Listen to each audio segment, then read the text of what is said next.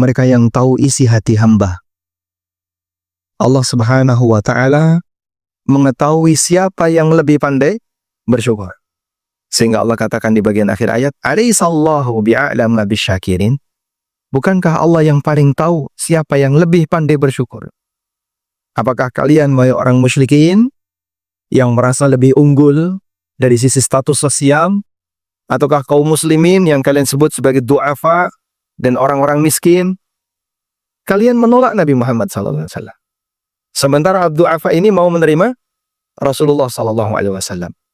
Dan menolak Nabi SAW sama dengan menolak nikmat. Karena itu anugerah yang terbesar dari Allah. Risalah yang Allah berikan kepada beliau merupakan rahmat bagi seluruh alam, ditolak. Berarti mereka tahu syukur nggak? Nggak tahu syukur. Nabinya SAW diutus oleh Allah di tengah mereka, mereka tolak. Sementara orang-orang yang du'afa, orang-orang yang miskin, mau menerima, mereka lah orang yang bersyukur. Maka mereka lebih layak dapat hidayah dibandingkan kalian yang lebih merasa unggul dengan status sosial yang kalian miliki.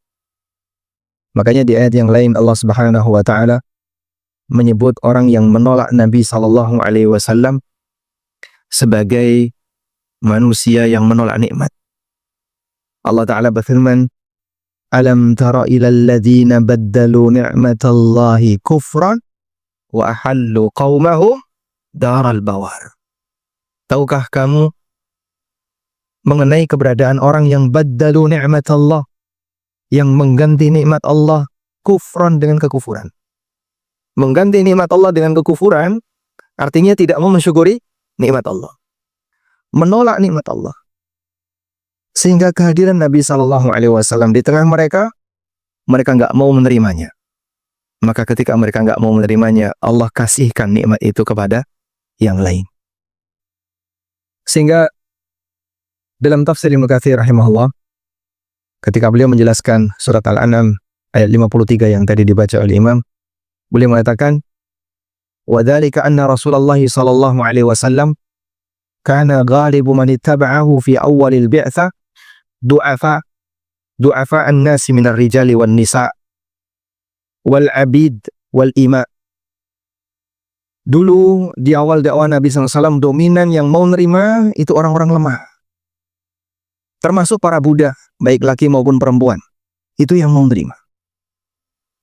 Di saat hidayah diterima oleh mereka, di saat mereka mau menerima nikmat itu, Allah berikan hidayah untuk semakin yakin dengan iman kepada Rasulullah Sallallahu Alaihi Wasallam.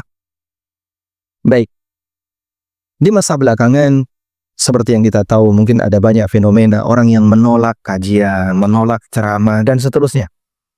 Menolak kehadiran Ustadz A, Ustadz B, sebagaimana yang sering kita saksikan. Dan para asatidzah datang bukan untuk bikin onar, bukan untuk menyebarkan penyimpangan, tapi mereka diundang oleh masyarakat setempat dalam rangka memberikan pengarahan. Dan kalau kita sadar bahwasanya ilmu itu nikmat, maka seharusnya tidak ditolak. Ketika itu ditolak, Allah tidak hilangkan, tapi Allah alihkan ke tempat yang lain. Mungkin orangnya bisa ditolak, tapi hidayah nggak bisa ditolak. Sebab nikmat hidayah ini Allah berikan kepada orang yang pandai bersyukur. Alaihissallahu bi'a'lama bisyakirin. Bukankah Allah yang paling tahu siapa orang yang pandai bersyukur? Maka kita layak untuk bersyukur kepada Allah ketika Allah bukakan hati kita untuk masih mau mendengar. Sebab ada sebagian orang yang merasa, itu kajian apaan sih? Mungkin dulu Pak, dengan sekarang jauh berbeda. Kita masih ingat dulu di awal-awal tahun 2000, ketika dakwah ini mulai merambat berkembang. Jadi ustadz datang sendiri dengan naik motor, naik sepeda, itu biasa. Di kajian, ruangan masjid ber-AC, nggak pernah ada. Adanya tempat yang panas, dan ya mungkin suasananya nggak nyaman. Karena dominan yang hadir bukan orang yang berkemampuan. Belakangan, walhamdulillah. Sehingga ada sebagian orang yang menilai, itu pengikutnya kayak gitu, orang-orang kayak gitu. Akhirnya malah menghindar. Karena melihat dominan yang hadir adalah yang tidak punya status sosial. Bahkan termasuk saya dulu awal mulanya. ketika jadi mahasiswa di UGM, saya lebih seneng datang ke masjid kampus, dengerin yang bergelar profesor atau doktor. Sementara kajian-kajian di masjid-masjid kecil, yang ngisi belum ada yang bergelar, yang dari Madinah belum pulang. Walhamdulillah, ketika Allah Subhanahu wa Ta'ala membukakan hati kami untuk mau menerima kebenaran, meskipun awalnya berat, sedikit demi sedikit, tahap demi tahap, kita bisa mengenal, oh ternyata bagian ini. Jadi status sosial terkadang bisa menghalangi orang untuk mau mendekat kepada kebenaran. Baik, semoga renungan ini memberikan manfaat bagi kita dengan tadabbur terhadap ayat yang tadi dibaca oleh imam pada saat salat subuh. Berikutnya kita akan membahas sesuai dengan tema yang ada. Anda baca Pak, tulisannya apa ini Pak? Ya? Apa tadi temanya? Jangan sampai menyesal. Terbaca di sini, jangan sampai menyesal. Baik. Jangan sampai menyesal. Penyesalan yang dialami oleh manusia ada dua keadaan. Ada penyesalan yang masih bisa diperbaiki, dan ada penyesalan yang gak mungkin bisa diperbaiki. Kapan penyesalan yang masih bisa diperbaiki? Kapan penyesalan yang masih bisa diperbaiki? Sebelum kesempatan taubat ditutup. Sebelum kesempatan taubat ditutup. Sepanjang kesempatan taubat masih dibuka, orang yang nyesel masih bisa memperbaiki. Makanya inti dari taubat adalah menyesal. Nabi SAW mengatakan, an-nadmu huwa taubah. Penyesalan itu inti dari taubat. Dan penyesalan yang merupakan inti dari taubat itu berangkat ketika pelakunya yang bersalah ini dia ngaku salah. Tadi kalau orang yang berbuat kesalahan, dia nggak ngaku salah, kira-kira gimana? Tidak mungkin dia taubat. Karena itu Allah Subhanahu wa Ta'ala menyebut keberadaan orang yang mereka baru menyesal di hari kiamat disebabkan karena ketika di dunia dia tidak pernah merasa bersalah. Di surat Al-Kahfi, insya Allah kita semua sudah hafal, Allah Subhanahu wa Ta'ala mengatakan, Qul hal nunabbi'ukum bil akhsarina a'mala alladzina dhalla sa'yuhum fil hayatid dunya wa hum yahsabuna annahum yuhsinuna sun'a. Qul hal nunabbi'ukum bil akhsarina a'mala. Sampaikan ya Muhammad, apakah aku telah menyampaikan kepada kalian tentang orang yang paling rugi amalnya besok di hari kiamat? Alladzina dhalla sa'yuhum fil hayatid dunya. Mereka adalah orang yang menyimpang perbuatannya. Dhalla artinya sesat ya. Nah, tapi kata-kata sesat kan dihindari. Briefing dari panitia. Alladzina dhalla sa'yuhum fil hayatid dunya, yaitu orang yang menyimpang perbuatannya di kehidupan dunia. Wa hum yahsabuna annahum yuhsinuna sun'a. Tapi mereka menyangka kalau mereka sedang berbuat baik. Nah, kalau dalam posisi ketika mereka tidak merasa bersalah, maka tidak mungkin menyesal. Orang itu baru menyesal ketika di satu titik dia punya an-nadam. Ketika dia punya penyesalan. Atau dia merasa bersalah. Baik. Selanjutnya kita beralih kepada penyesalan yang tidak mungkin bisa diperbaiki. Kapan penyesalan itu tidak mungkin bisa diperbaiki? Ketika kesempatan taubatnya sudah ditutup oleh Allah. Ada dua keadaan di mana kesempatan taubat itu ditutup oleh Allah. Sebutkan. Yang pertama, saat naza, insyaallah dapat hadiah ya, saat naza. Baik, nanti tidak tahu. Yang kedua, kapan kesempatan taubat ditutup oleh Allah? Matahari terbit dari barat. Sebelum mati, taubat sudah ditutup. Kapan itu? Ketika nyawa sudah berada di tenggorokan. Menjelang dicabut oleh Allah. Masih ada di jasadnya yang disebut dengan fase ghargharah. Nabi SAW pernah mengatakan, Innallaha yaqbalu taubatal abdi ma lam yughargir. Allah menerima taubat dari sang hamba selama belum mengalami ghargharah. Ma lam yughargir, yang dimaksud dengan ghargharah artinya nyawa berada di tenggorokan. Karena nyawa itu dicabut dari arah mana? Dari arah atas, kepala. Maka Rasulullah SAW mengatakan, Inna ruha idha qubidha tabi'atul basar. Ketika nyawa itu dicabut, diikuti oleh mata. Sehingga matanya mendelik. Ya. Matanya terbelalak. Karena itu ketika Anda melihat orang yang meninggal, dalam posisi matanya terbelalak, dianjurkan untuk segera ditutup. Sebab diikuti oleh mata. Nah, dia belum pada posisi dicabut. Masih ada di jasad, tapi sudah ditutup. Di saat menjelang kematian. Karena itu Allah ceritakan tentang Fir'aun. Pada saat Fir'aun itu bertaubat kepada Allah. Kapan Fir'aun bertaubat kepada Allah? Ketika tenggelam. Allah Ta'ala ceritakan di surat Yunus. Wajawazna li bani Israel al-bahra. Kami seberangkan Bani Israel sehingga dia selamat dari lautan. Fa'atba'ahum Fir'aun wa junuduhu baghyan wa adwa. Lalu diikuti oleh Fir'aun dan bala tentaranya dengan penuh semangat permusuhan dan ingin mengganyang Bani Israel. Jadi apa yang mendorong Fir'aun untuk nyebrang? Padahal begini, kalau Fir'aun ketika melihat Bani Israel sudah berhasil nyebrang, terus Fir'aun pulang, dia masih jadi raja. Tapi Allah Subhanahu wa Ta'ala sematkan di hati Fir'aun keinginan kuat untuk membantai Bani Israel bersama pasukannya. Sehingga digambarkan oleh Allah, fa'atba'ahum Fir'aun wa junuduhu baghyan wa adwa. Fir'aun mengikuti mereka bersama pasukannya dengan penuh semangat permusuhan ingin membantai Bani Israel. Jadi semangat untuk membunuh orang itulah yang membuat mereka ngejar. Andaikan dia pulang, dia masih bisa jadi raja, masih bisa menikmati kerajaannya. Bersama dengan pasukan-pasukannya masih bisa menikmati kekayaan yang ada di kota Mesir. Tapi mereka ikut. Akhirnya ditenggelamkan oleh Allah Subhanahu wa Ta'ala. Al-jaza'u min jinsil amal.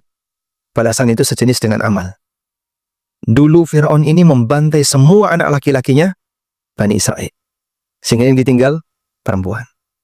Maka Allah binasakan Fir'aun bersama dengan bala tentaranya yang mati laki-laki semuanya. Perempuannya di Mesir. Karena kan nggak ikut. Yang wanitanya tertinggal di Mesir. Yang lemah-lemah, yang sudah kakek-kakek, kemudian wanita-wanita, semuanya ditinggal di Mesir. Fir'aun dan pasukannya yang laki-laki semuanya ikut, tenggelam semuanya. Sebagaimana dulu mereka membantai laki-lakinya Bani Israel. Allah ma'adil. Al-jaza'u min jinsil amal. Baik. Hatta idza adrakahul gharaq. Sampai ketika dia tenggelam. Qala, Fir'aun mengatakan, amantu annahu la ilaha illa alladhi amanat bihi banu Israel wa ana minal muslimin. Aku beriman. Tidak ada Tuhan yang berhak disembah kecuali Tuhan yang diimani oleh Bani Israel dan aku menjadi orang muslim. Kemudian malaikat mengatakan, al-an, baru sekarang? Al-an wa qad asaita qablu. Baru sekarang kau tobat? Padahal sebelumnya kau durhaka, kau bermaksiat. Wa kunta minal mufsidin. Dan kau banyak berbuat kerusakan. Disesali dengan apa? Lumpur, kemudian ditenggelamkan. Tapi diabadikan oleh Allah jasadnya. Fal yawma nunajjika bi badanika litakuna liman khalfaka ayah. Pada hari ini, aku selamatkan jasadmu. Untuk menjadi tanda kebesaran Allah bagi generasi setelahmu. Inilah contoh orang yang dulu paling pembangkang di muka bumi, yang minta disembah, bahkan ngaku Rabbul Alamin. Innama ana rabbukumul a'la. Dia mengklaim dirinya al-a'la, yang tertinggi. Maka Allah Subhanahu wa Ta'ala ngasih hukuman seperti ini untuk orangnya. Baik. Dan orang mati, kalau jasadnya kelihatan, itu terhormat atau tidak? Tidak. Kenapa? Makin nampak jelek dan nampak menakutkan. Sehingga cara Allah menghinakan Fir'aun setelah mati tetap dihinakan. Kalau jasad tidak kelihatan kan terkubur tanah sudah selesai. Tapi setelah mati tetap dihinakan. Jasadnya ditampakkan oleh Allah. Sehingga yang namanya jasad orang mati makin lama makin rusak. Kelihatan jelek, kelihatan menakutkan. Oh kayak gini tuh rupanya wong yang dulu melawan Nabi Musa alaihissalatu wassalam. Baik. Di posisi ketika orang sudah dalam keadaan gorgoroh, tobat nggak diterima. Allah Subhanahu wa Ta'ala sudah menutup tobat bagi hamba yang sudah sampai pada tingkatan gorgoroh. Yang kedua, ketika matahari terbit dari barat.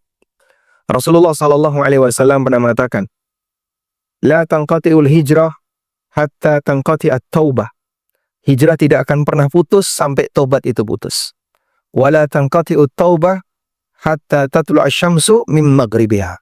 Dan taubat tidak akan pernah putus sampai matahari terbit dari barat. Ketika matahari terbit dari barat, tidak langsung binasa bumi ini. Dunia ini tidak langsung hancur. Mereka masih bertahan hidup dalam waktu yang dikehendaki oleh Allah, namun semuanya kafir. Dan siapapun yang mau beriman tidak diterima oleh Allah Subhanahu wa Ta'ala.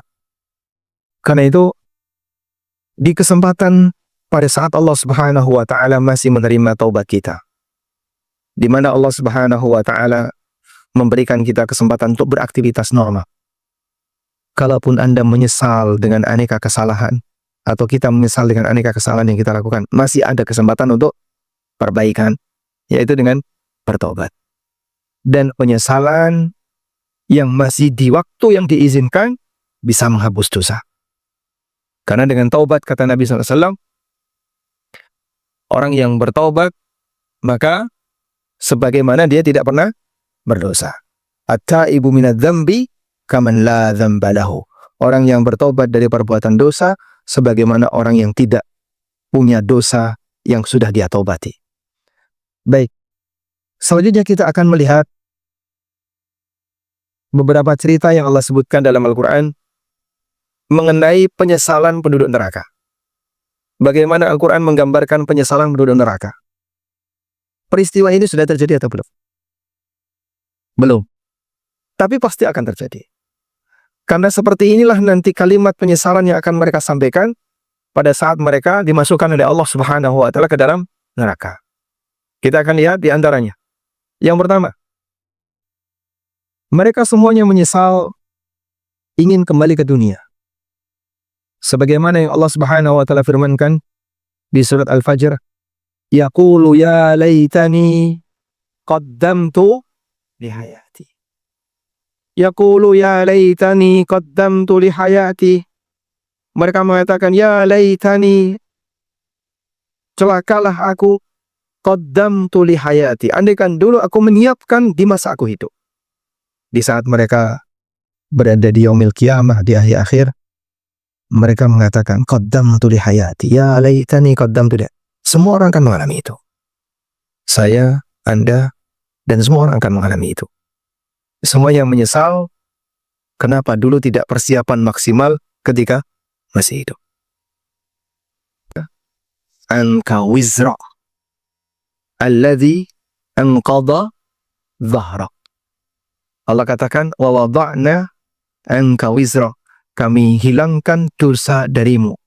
Alladhi anqadha dhahrak. Yang itu akan menjadi beban dhahraka, punggungmu. Allah hilangkan dosa Nabi SAW. Tapi kita kan tidak ada jaminan kayak gitu. Sehingga apapun yang kita lakukan akan jadi beban di punggung kita. Baik. Selanjutnya, terus gimana Pak caranya untuk bisa mengatasi penyesalan? Sebelum datang waktunya kita perbaiki. Walhamdulillah, Allah kasih hidayah kita sebagai mukmin. Walhamdulillah. Allah berikan kita kesempatan untuk mau belajar, mau mendekat ke Al-Quran, mau mendekat untuk mengisi waktu dengan mendengarkan tausiah dan ceramah. Dan semua ini hidayah yang diberikan oleh Allah bagi sang hamba. Tinggal selanjutnya, apa perbaikan yang bisa kau lakukan? Kebaikan dipertahankan dan ditambah, dan kekurangan segera dikurangi. Kalau masih ada aib, perbuatan maksiat dan dosa segera dikurangi sebisanya. Karena kita masih punya kesempatan, di mana semua orang pasti nanti akan mengalami penyesalan ketika dibangkitkan oleh Allah Subhanahu wa taala di yaumul qiyamah. Selanjutnya,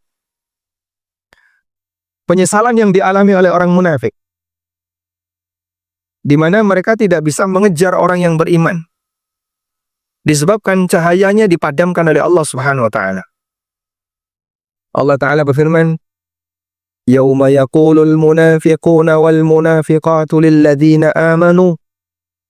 Pada hari di mana munafik lelaki dan munafik wanita, mereka memanggil orang-orang yang beriman, "Unduruna naqtabis min nurikum." Tunggu kami mau mengikuti cahaya kalian. Jadi setelah orang kafir disingkirkan oleh Allah, dimasukkan ke dalam neraka, yang tertinggal mukmin dan munafik.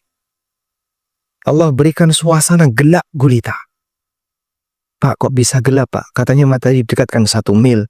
Nuansa seperti ini berubah-ubah sesuai yang dikehendaki. Dalam posisi gelap itu, semuanya nggak punya penerang kecuali yang mukmin. Allah jadikan cahaya orang mukmin di mana? Min baini aidihim wa an aimanihim wa an syama'ilihim. Dari depan dan kanan dan kiri. Sebagaimana yang Allah firmankan tentang perintah untuk bertaubat. Ya ayyuhalladzina amanu tubu ilallahi taubatan nasuha asallahu ayyukaffira ankum sayyi'atikum wa yudkhilakum jannatin tajri min tahtihal anhar yauma la yukhzillahu an-nabiyya walladzina amanu nuruhum yas'a baina aydihim wa biaimanihim. Cahaya mereka, nuruhum yas'a baina aydihim wa biaimanihim. Cahaya mereka membimbing mereka di arah depan dan sebelah kanan. Orang mukmin punya itu. Nah, orang munafik ingin ngikutin karena cahaya mereka redup. Allah matikan cahayanya. Sehingga di saat cahaya mereka mati, mereka manggil orang mukmin karena mereka masih bersama dengan orang mukmin. Maka dikatakan kepada orang munafik, "Qila rji'u wara'akum faltamisu nura." Coba kamu balik saja ke belakang, cari cahaya di belakang. Nah, begitu orang munafik balik ke belakang untuk nyari cahaya, faduriba bainahum bisur. Kemudian Allah pasang tembok di antara mereka. Lahu babun, yang ada pintunya. Batinuhu fihi rahmah wa zahiruhu min kibalihil adab. Tembok yang ada pintunya itu di sebelah dalam isinya rahmat, yang luar isinya adab. Mereka kemudian berguguran masuk ke dalam neraka dalam keadaan kegelapan. Jadi ibarat ada jurang yang sangat dalam, orang lewat di malam hari tanpa cahaya, kemudian dia merambat-merambat, kecemplung. Suasana seperti itulah yang nanti akan dialami oleh orang munafik. Sehingga di saat mereka berusaha untuk mengejar cahayanya orang mukmin, kemudian ditutup oleh Allah dengan tembok. Lalu mereka sudah tidak mampu lagi untuk mengejar, maka mereka kebingungan dalam suasana gelap gulita. Dalam keadaan itu mereka berhati-hati agar tidak kecemplung ke dalam jurang. Tiba-tiba mereka terperosok ke dalam jurang, masuk neraka. Ini nuansa yang dialami oleh orang munafik yang Allah Subhanahu wa taala ceritakan di surat Al-Hadid. Selanjutnya, ada juga penyesalan yang dialami oleh orang kafir, di mana pada waktu mereka di dunia rajin ibadah, menyembah berhala dan Tuhan selain Allah yang mereka harapkan nanti bisa memberikan pertolongan. Sehingga orang kafir beramal atau tidak? Beramal? Beramal. Mereka beramal. Bahkan bisa jadi ada di antara mereka yang amalannya lebih serius daripada orang mukmin. Coba Pak, bertapa dengan posisi postur tubuh tertentu ya. Nggak boleh banyak gerak, kadang tidak makan, tidak minum dalam waktu yang lama, sampai badannya kurus karena jadi petapa. Nah, itu kan lebih sulit ya dibandingkan i'tikaf. Anda i'tikaf dengan semedi itu bahasa Arabnya sama. Akifun, akafa, ya'kufu. Makanya Ibrahim mengatakan kepada kaumnya yang mereka menyembah berhala, Ibrahim mengatakan, "Wa ma hadhihi tamathilul lati antum laha akifun." Ini berhala apa toh? Yang kalian iktikaf di hadapannya. Antum laha akifun. Kalian iktikaf di hadapannya. Karena inti dari iktikaf adalah berdiam diri dalam rangka ibadah. Orang kafir iktikafnya lebih serius daripada yang muslim. Kalau kita bicara sama-sama iktikaf. Yang muslim pindah sini, pindah sana, ngobrol sini, ngobrol sana, kopi, teh. Belum lagi WA-WA-an. Baik. Mereka bisa jadi beribadah lebih dibandingkan orang mukmin. Abu Amr Al-Jawni, Abu Amr Al-Jawni, ini disebutkan dalam tafsir Ibnu Katsir, pernah meriwayatkan Umar bin Khattab radhiyallahu anhu sewaktu jadi khalifah pernah datang ke Syam. Kemudian ketika beliau tiba di Syam, beliau melihat ada sebuah kuil milik seorang rahib. Di dalamnya ada rahib. Kemudian Umar memanggil, "Ya rahib, wahai rahib, datang ke sini." Akhirnya dia keluar karena dipanggil oleh pemimpinnya. Syam sudah ditaklukkan. Begitu rahib menghadap Amirul Mukminin, kemudian Umar melihat dari atas sampai bawah. Kemudian beliau nangis. Pembantunya Umar tanya, "Ya Amirul Mukminin, ma yubki?" Wahai Amirul Mukminin, apa yang membuat Anda menangis? Kemudian beliau mengatakan, "Tadzakartu qaulallahi ta'ala." Aku teringat firman Allah Ta'ala. "Amilatun nasibah, tasla naran hamiyah." Amilatun nasibah. Ada orang yang rajin beramal. Nasibah. Dan dia istiqomah untuk beramal.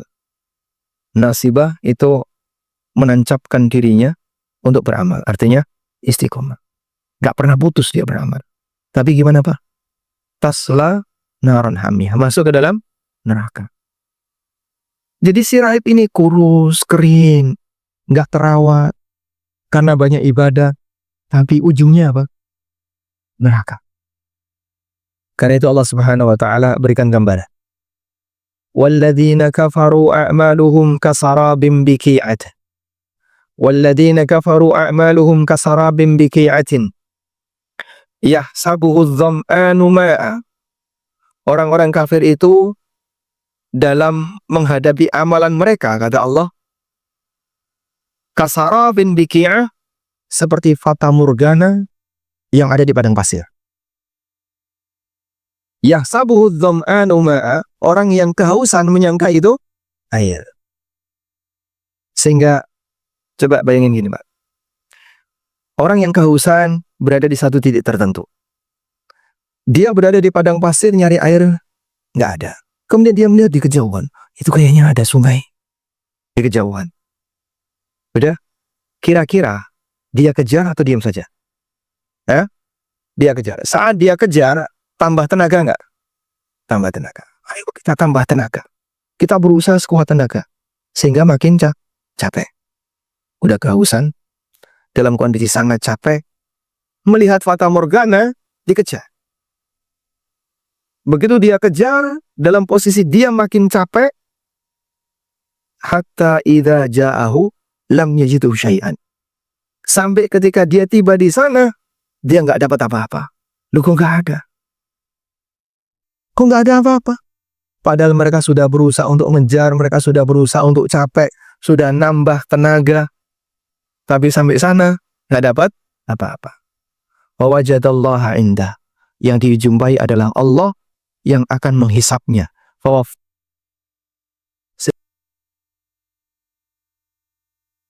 Amal. Sampai capek ketika di dunia. Dengan punya harapan, pengen berharap A, harapan B, harapan C, bahkan ada yang sampai nggak nikah. Ada yang kemudian mereka memaksakan dirinya untuk hanya ibadah. Dan aneka bentuk ketaatan yang mereka lakukan terhadap Tuhannya. Dengan harapan nanti akan diselamatkan oleh Tuhannya. Begitu sampai di sana, nggak ada apa-apa. Zonk. Ya. Sehingga mereka terkena PHP. Harapan palsu ternyata yang selama ini mereka lakukan. Demikianlah gambaran orang yang beramal tapi salah. Dia sudah berusaha untuk melakukannya dengan sekuat tenaga. Dengan harapan nanti di akhirat dia dapat hasil tertentu. Begitu tiba di yaumil qiyamah, mereka nggak dapat apa-apa. Zonk. Dia di PHP. Baik. Semoga kita tidak bernasib seperti itu, Pak. Maka jangan sampai melakukan amalan yang landasannya hadis palsu. Jadi misalnya ada orang yang beramal, coba kamu baca kalimat ini, kamu baca sholawat ini, kamu baca doa ini, atau kamu lakukan amalan ini. Kerjakan sholat 2 rakaat. Baca Al-Fatihah 70 kali di masing-masing rakaat. Selesai baca Fatihah, baca ayat kursi 123 kali. Ngitungnya saja sudah susah. Anda ketika jadi imam sholat Id, takbir 7 kali, bagi yang belum terbiasa, ngitung 7 saja sudah. Makanya saya ketika dapat keterangan tentang baca sholawat 4444, berapa itu? Angka 4 jejer papat, 4444. Itu saya mikir, ini ngitungnya saja susah. Beramal sambil ngitung, berarti kan harus mempersiapkan counter dulu ya, alat untuk ngitung. Dengan janji siapa yang sudah berhasil mengamalkan itu nanti akan dapat ini. Padahal nggak pernah ada janji itu. Sampai di yaumil qiyamah, dia berharap janji itu. Zom. Lah kenapa? Ya kamu yang menjanjikan siapa? Lu katanya ada hadis seperti ini. Kata siapa? Hadis palsu diikuti. Itulah kira-kira penyesalan yang akan terjadi pada diri seorang hamba pada waktu dia beramal, namun ternyata harapan itu kok kosong. Baik. Hal yang sama juga akan terjadi kepada mereka yang sudah lelah beramal, berharap mendapatkan pahala dan balasan, tapi ternyata amalan itu dihambur-hamburkan oleh Allah, dijadikan seperti debu, sehingga yang bersangkutan tidak bisa menangkapnya. Allah Ta'ala mengatakan, وَقَدِمْنَا إِلَى مَا عَمِلُوا مِنْ عَمَلٍ فَجَعَلْنَاهُ haba'an manthura. Dan kami hadapi amal yang telah mereka kerjakan. Jadi ditunjukkan oleh Allah, kau dulu yang pernah menyantuni anak yatim, kau dulu yang sering bergabung di lembaga filantropi, kau dulu yang katanya punya semangat sosial, pingin punya kegiatan-kegiatan sosial, sehingga dia merasa dengan semua itu nanti akan ada harapan di yaumil qiyamah, tapi dia tidak beriman, atau bisa jadi riyaknya dominan, sehingga memperjuangkan itu biar nanti dikenang oleh masyarakat, punya pengikut, punya massa, punya apa lagi, bisa mencalonkan untuk jadi pemimpin dan seterusnya. Sangat mungkin biar viral, ya. Wa qadimna ila ma 'amilu min 'amalin faja'alnahu haba'an manthura. Dia ketika beramal penuh dengan kepentingan, maka Allah Subhanahu wa Ta'ala jadikan amalnya gimana? Haba'an manthura, seperti debu yang berterbangan. Nggak ikhlas. Maka bahaya jemaah, mereka yang belum terbiasa untuk beramal ikhlas, sehingga saat beramal selalu berharap untuk mendapatkan pujian dan penuh dengan kepentingan, bisa jadi nasib amalnya seperti ini. Baik. Kita sampai jam berapa? Ini sudah siang. Kalau sampai siang, kurang berapa menit lagi? 15 menit. Nah. Baik. Selanjutnya, ada juga penyesalan yang dialami oleh penduduk neraka disebabkan karena mereka mengikuti orang yang tidak layak diikuti. Karena mereka ngikutin orang yang tidak layak diikuti. Allah Subhanahu wa Ta'ala berfirman, setelah mereka dimasukkan ke dalam neraka, wa qalu rabbana inna ata'na sadatana wa kubara'ana fa'adalluna as-sabila rabbana atihim di'faini minal adab wal'anhum la'nan kabira. Mereka mengatakan, Rabbana, wahai Rabb kami, inna ata'na sadatana, kami dulu mentaati pemimpin-pemimpin kami, para tokoh-tokoh kami, wa kubara'ana, dan pembesar-pembesar kami, fa'adalluna sabila, ternyata mereka menyesatkan kami dari jalan yang lurus. Akhirnya mereka emosi sama pemimpinnya, sama tokohnya, sampai mereka minta kepada Allah, agar yang diikuti itu, para tokoh itu diberi hukuman 2 kali. Rabbana atihim di'faini minal azab. Ya Allah, berikan kepada mereka azab 2 kali lipat. Jadi balas dendamnya apa? Berdoa kepada Allah agar pemukanya diberi azab 2 kali lipat. Padahal dulu di dunia dia sangat cinta banget sama pemuka ini. Sampai ketika nama baiknya sempat disinggung sama orang lain, Masya Allah, berani mati untuk membela tokohnya. Sehingga dia ikuti tokohnya ini, tapi ternyata tokohnya ini mengajak kepada penyimpangan. Dia ikuti tokohnya yang dulu ketika di dunia sangat dia cintai, tapi ternyata mengajak kepada jauh dari agama. Maka besok di yaumil qiyamah, dia menyesal, kenapa saya ikuti itu? Allah Subhanahu wa taala mengatakan di ayat yang lain, wa yawma ya'addu adh-dhalimu ala yadayhi. Pada hari di mana orang zalim akan gigit jari. Gigit jari menandakan apa? Penyesalan. Yaqulu ya laitani ittakhadtu ma'ar rasuli sabila. Mereka mengatakan, ya laitani ittakhadtu ma'ar rasuli sabila. Andaikan dulu aku mengikuti jalannya sang rasul. Ya wailata laitani lam attakhid fulanan khalila. Celaka aku, andaikan dulu aku tidak menjadikan fulan sebagai khalil, sebagai orang yang sangat aku percaya, orang yang sangat aku takzimi, yang aku muliakan, yang aku ikuti. Laqad adallani 'anidz dzikri ba'da idz ja'ani. Sungguh dia telah menyesatkan aku dari peringatan yang benar, ba'da idz ja'ani, setelah peringatan itu datang kepadaku. Wa kana asyaitanu lil insani khadhula. Sementara setan itu tidak akan mau membantu manusia. Sehingga di saat pengikutnya ini butuh, yang diikuti nggak bisa bantu. Akhirnya ini jengkel, minta kepada Allah, ya Allah, hukum pemuka-pemuka kami ini 2 kali lipat. Padahal dulu ketika di dunia gimana, Pak? Sangat dicintai.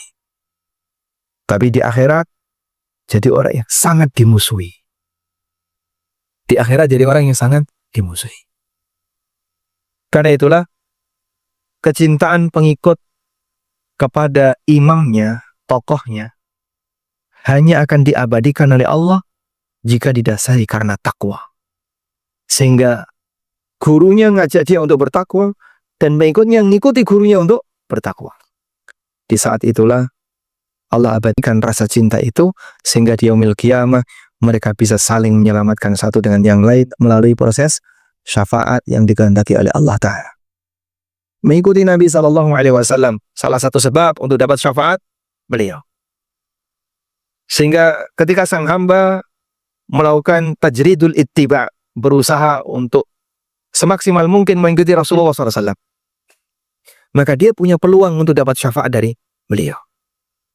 Karena kecintaan yang didasari karena takwa. Kita mencintai Nabi SAW karena takwa, mencintai para sahabat karena takwa, mencintai orang-orang saleh karena takwa. Jadi mereka kita ikuti dalam kegiatan takwa, maka nanti akan diabadikan oleh Allah Ta'ala. Sebagaimana yang Allah firmankan, al-akhillau yawma idzin ba'duhum li ba'din adu illal muttaqin. Hubungan kedekatan antara satu dengan yang lain akan jadi sumber permusuhan kecuali kedekatan karena takwa. Maka kalaupun kita punya teman akrab, baik karena kesamaan hobi, karena kesamaan merek mobil, terus bentuk komunitasnya ada kan banyak ya.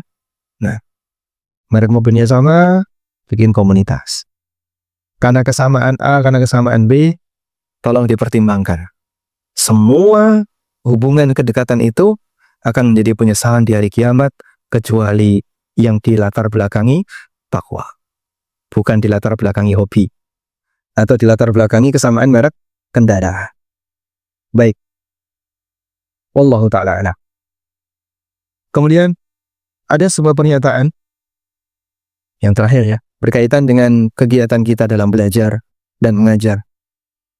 Ada sebuah pernyataan yang disampaikan oleh Imam Hatim Al-Asam rahimahullah tentang orang yang sangat menyesal di hari kiamat. Beliau mengatakan, laisa fil qiyamati ashadda hasratan min rajulin 'allama an-nasa ilman fa'amilu bihi wa lam ya'mal huwa bihi fafazu bisababihi wa halaka.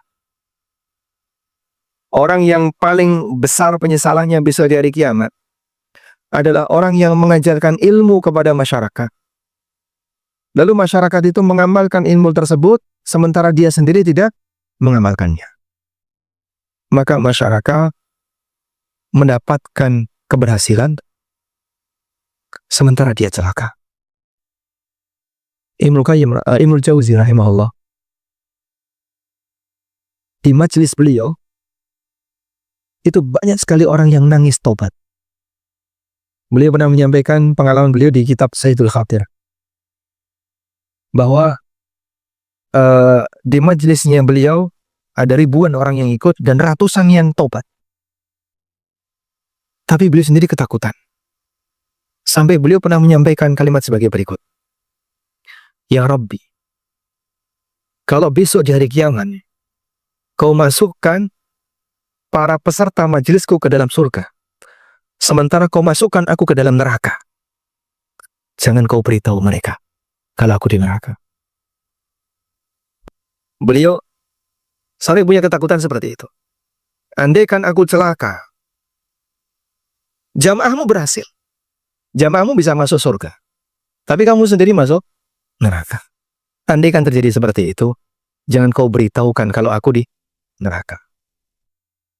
Karena kalaupun sudah di dalam neraka, kemudian diberitahu sama jamaah, oh ternyata guru kita ada di neraka, itu kan lebih menghinakan. Wallahu a'lam. Baik, demikian. Semoga bermanfaat. Wassallallahu ala nabiyyina Muhammadin wa ala alihi wa sahbihi wa sallam. Ada yang mau disampaikan? Tidak ada? Alhamdulillah.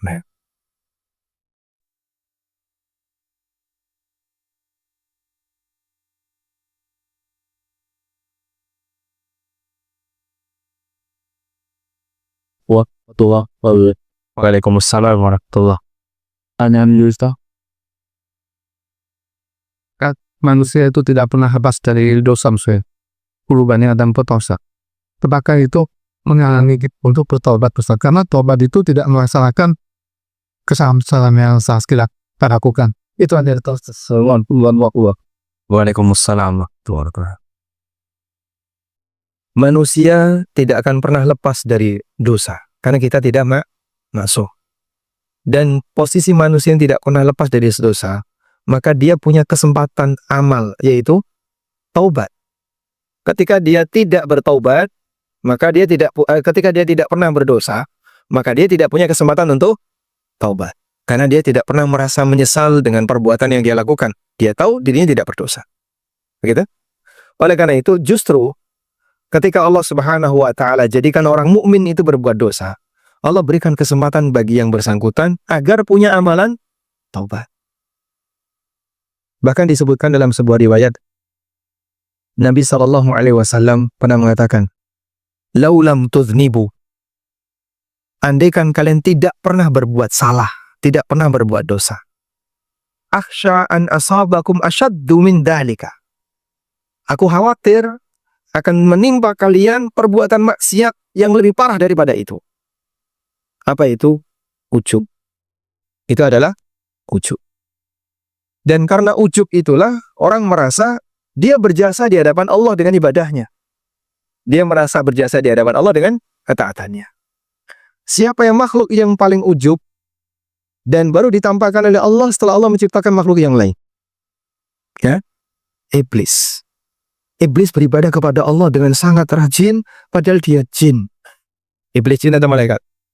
Jin. Apa dalilnya? Kana minal jinni fafasaqa an rabbi. Iblis itu dari golongan jin dan dia durhaka terhadap perintah Allah. Dia jin yang sangat rajin ibadah sampai dikumpulkan oleh Allah bersama malaikat. Tapi ternyata dia menyimpan ujub. Dan ujubnya iblis ditampakkan oleh Allah setelah Allah ciptakan Adam. Maka adanya perbuatan dosa bagi mereka yang mengakui kesalahannya. Aku adalah hamba yang tidak maksum dan pasti aku berbuat salah, aku pasti berbuat dosa. Itu bukti bahwa Allah memberi kesempatan bagi yang bersangkutan untuk beramal taubat. Wallahu alam. Sehingga justru itu akan menjadi pendorong bagi dia untuk bertobat. Walaupun nanti akan mengulang. Karena yang namanya manusia tidak maksum. Wallahu alam. Assalamualaikum waalaikumsalam. Bagaimana menghilangkan sikap dari kekecewaan orang-orang yang dahulu berekspektasi kepada kita menjadi tokoh agama, namun lebih kepada hal-hal tradisi yang tidak ada ajarannya dalam Islam. Dan bagaimana agar kita tetap bersosialisasi kepada mereka. Baik.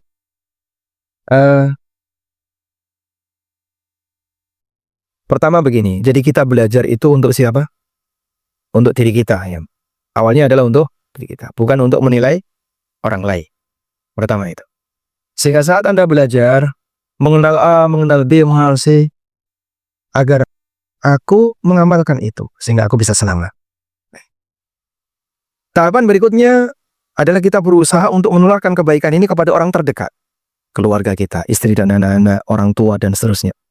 Tahapan berikutnya, Anda akan menjumpai penyimpangan di lingkungan. Nah, di fase yang ketiga ini, jangan jadi orang yang terlalu sensitif. Dalam arti, gampang bergejolak emosinya ketika melihat sesuatu yang tidak sejalan dengan pemikiran atau diri kita. Ada beberapa pengantar yang perlu Anda lakukan. Sebab efek sampingnya bukan cuma diri Anda, tapi termasuk ya yang lain. Dicatat karakternya. Oh, memang karakter orang kayak gini itu kayak gini semua. Jadi semuanya karena tuh lihat ya. Terus nyebut gelar ini, nyebut gelar itu, dan seterusnya. Padahal yang salah yang bersangkutan. Dia mungkin kurang hikmah ketika berdakwah, asal-asalan. Tapi yang kena kan bukan cuma satu hal. Yang kena siapa? Semuanya. Orang menilai dari kesalahan satu untuk semua. Meskipun kita sepakat bahwa Islam tetap agama yang terhormat, walaupun ada pelanggaran yang dilakukan oleh penganutnya. Sehingga bagian itu yang mungkin perlu dijaga, dan sambil berkonsultasi kepada asatidzah yang punya kemampuan berkaitan dengan masalah bijak dalam berdakwah, gimana teknis yang tepat menghadapi ini. Misalnya kalau kita dapat undangan acara ini, sementara kita keberatan untuk berangkat, kita disuruh, diminta untuk menghadiri acara ini, sementara kita nggak pingin untuk berangkat. Gimana teknisnya? Nah, seperti itu kan butuh trik ya, agar jangan sampai terjadi dampak buruk yang tidak diinginkan. Wallahu a'lam.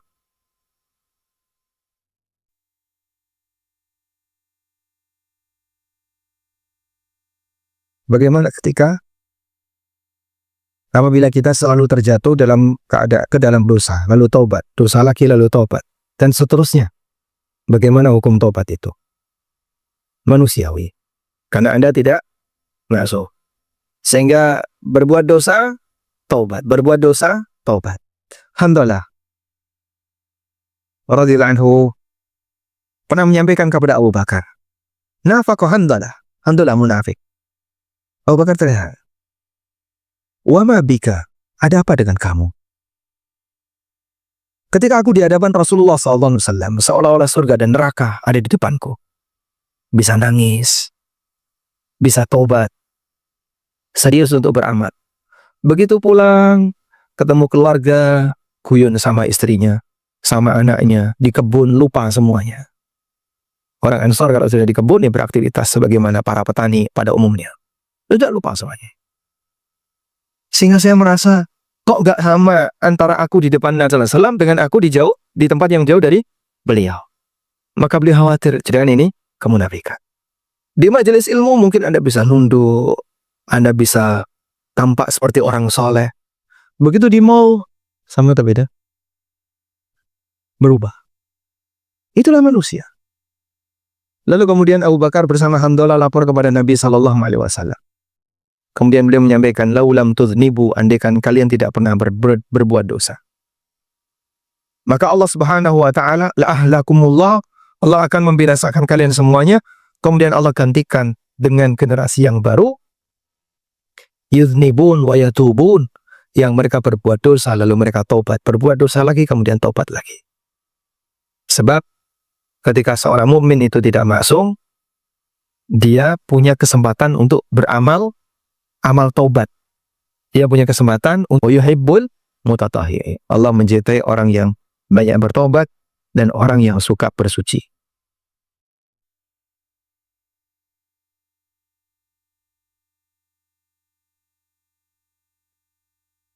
Ini pertanyaannya di luar tema. Kerja di bea cukai, orang tua ada penghasilan campur halal haram, apakah saya boleh menerima warisannya? Nah, bagaimana hukum bekerja di bea cukai? Apakah harus resign? Ya seperti fatwa Ustadz Erwandi, ya mungkin Anda sudah pernah nonton. Lalu kalau orang tua penghasilannya campur halal haram, apakah saya boleh menerima warisannya? Nah, berkaitan dengan warisan yang bercampur, ada keterangan dari Imam An-Nawawi rahimahullah. Yang pertama begini, kalau Anda yakin ada harta haram yang dimiliki oleh orang tua, misalnya Bapak tahu betul, ini dulu ayah saya memperolehnya dengan cara yang terlarang. Mobil ini hasil suap, misalnya ya.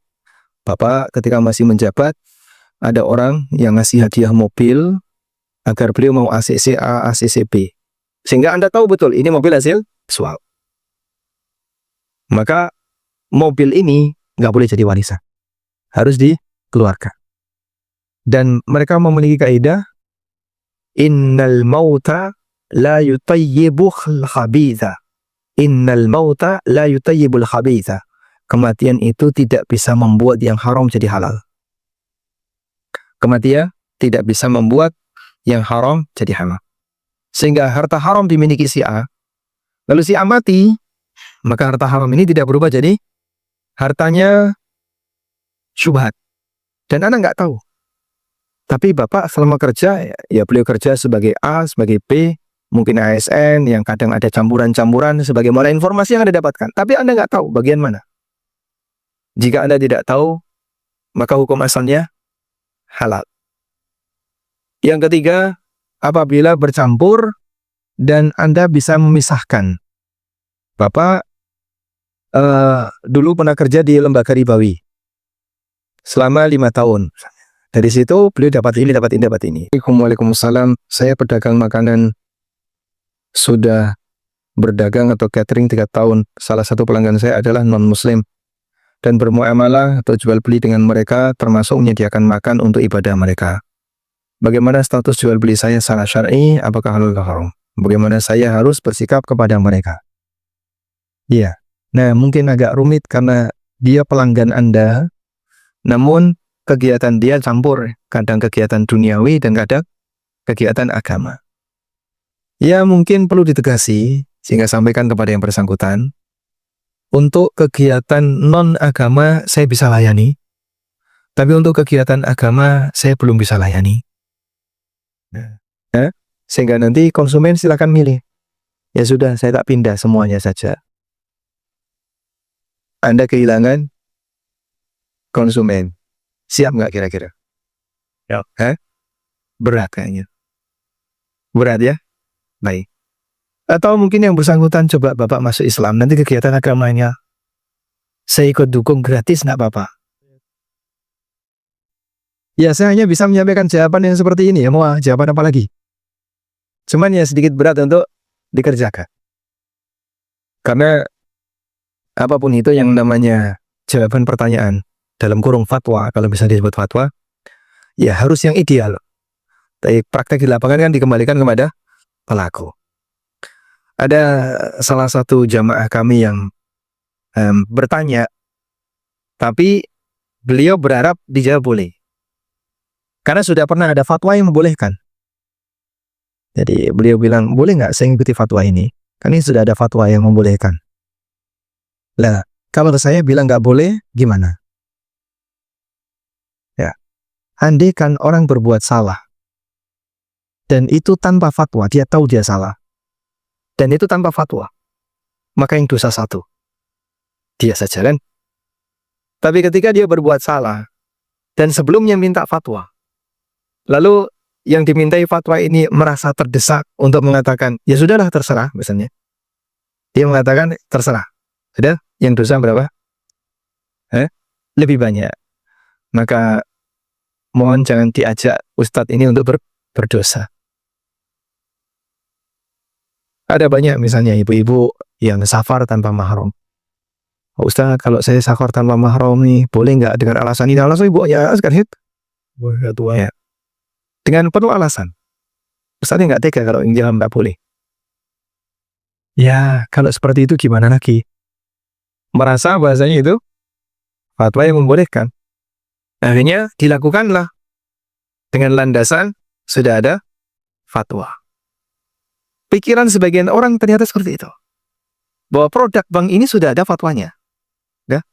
Nanti kalaupun dosa, salah yang dosa yang fatwa. Terus kamu pelakunya, ya gak dosa. Kok enak itu? Kalau andai kan bisa seperti itu, Pak, maka orang yang paling selamat adalah orang yang bodoh agama. Itu paling selamat sudah. Sehingga jadilah orang yang bodoh agama, hidupmu pasti selamat dunia akhirat. Ada kayak gitu? Nah, ada. Yang benar gimana?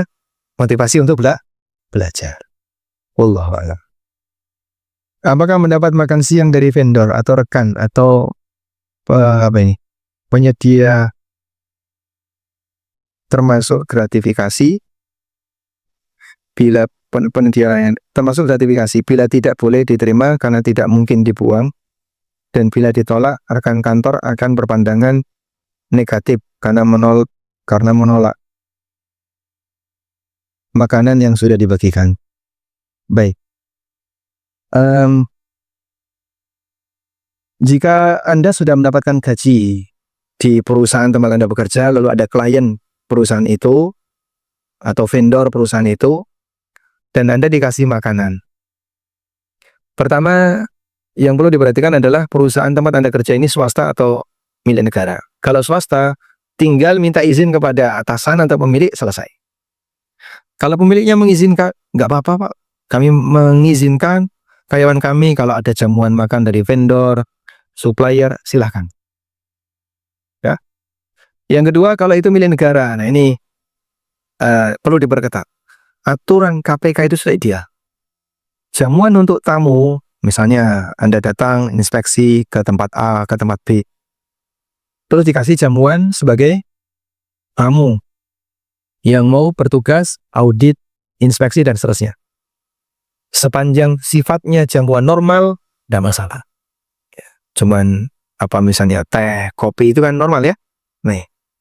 Tapi kalau entertain berapa biasanya? Berapa juta? Tergantung tanda tangan ya. Kalau ada biaya entertain dengan nilai-nilai tertentu, ini beda lagi ya. Seperti ini apa? Suap. Seperti ini suap. Gratifikasi, tes seterusnya. Dan hukumnya harta kulul, harta khianat. Wallahu a'lam. Walhamdulillahirabbil alamin. Wassallallahu ala nabiyyina Muhammadin wa ala alihi wa sahbihi wasallam. Wa akhiru da'wana alhamdulillahirabbil alamin. Assalamualaikum warahmatullahi wabarakatuh.